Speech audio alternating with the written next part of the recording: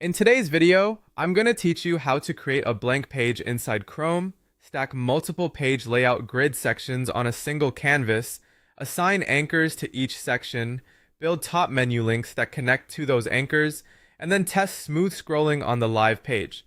To begin, open Chrome and navigate to the area where your page files or tracked page directory are managed. From there, create a brand new blank page. The goal here is to start with a clean workspace so you can build the layout without any pre-existing elements getting in the way. Once the blank page is open, make sure you are looking at the main canvas or editing area where the page structure will be placed. Next, start adding multiple page layout grid sections vertically down the canvas. These sections should be stacked one underneath another so they form a single scrolling page. Think of each grid section as its own row or content block. Keeping them arranged in a clear, top to bottom order will make the page easier to navigate and easier to link later. As you build, give yourself enough visual separation between sections so you can clearly identify where one starts and the next ends. After the sections are in place, assign a unique anchor identity to each grid row section.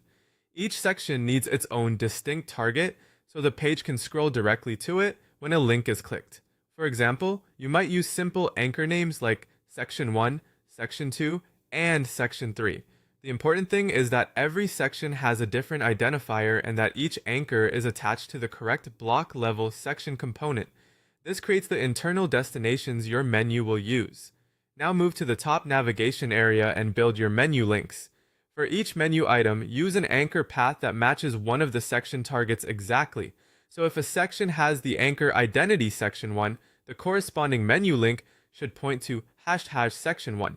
Repeat this for each stacked section. Matching the link path and the section anchor precisely is essential, because even a small mismatch can cause the navigation to fail. Once everything is connected, preview or open the live version of the page and test the navigation. Click each top menu link and watch how the page responds. You want to confirm that the page scrolls smoothly to the correct section and that the transitions feel natural.